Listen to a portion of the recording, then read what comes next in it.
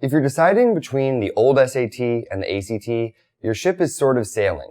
As of the recording of this video, it's mid-October, and you only have until January 24th to make your decision, because that's the last time that the old SAT is ever going to be offered. So if you're deciding upon these two tests, you also want to take a look at the new SAT as well. You want to see how the new SAT stacks up to the current or old SAT, and how they both compare to the ACT, because picking the right test is the most important thing you can do in making the right test prep decisions. You're going to have a huge leg up if you study for a test that actually follows your way of learning, your style, what you're strong at, what you're weak at, etc. So if it comes to the ACT versus the old SAT, you need to realize that these are two very, very different tests. The old SAT is really a test of strategy, of tactics, and of logical reasoning. It's pretty slow-paced, but the problems are very weird and they're not straightforward. It's almost like learning a new language. If you've always been good at puzzles and sorting things out, you might have a really, really good chance at destroying the old SAT.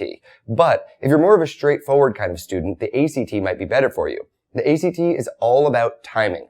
It asks you a ton of very straightforward, sort of difficult questions that are really about the material, but it does it on an unbelievably fast-paced basis. So unless you really have your timing down, unless you have a ton of experience taking it, and unless you're the kind of student who can maintain focus all the way through a test from start to finish, you probably want to go with either the new SAT, which is also a little bit less time intensive, or you want to stick with the old SAT, which is more of a puzzle. The thing is that I always recommend long-term prep. It's way better to prep for a few months for 20 to 40 minutes a day than it is to ballistically prep for 2 hours a day for the month before your test. And the problem is that you don't have that many chances left to take the old SAT. So what I'd recommend you do is grab a copy of the official ACT book, the new SAT book, and the old SAT book. Take a look at all three, and if you have an overwhelming preference for the old SAT, start studying for it immediately. Put in the time, take regular diagnostic exams, and then walk in and take it before the deadline. But honestly, because you have so little time left, it's way more likely that you're going to want to take the new SAT or the ACT now. So only if you have an overwhelming preference for the style of the old SAT should you stick with it.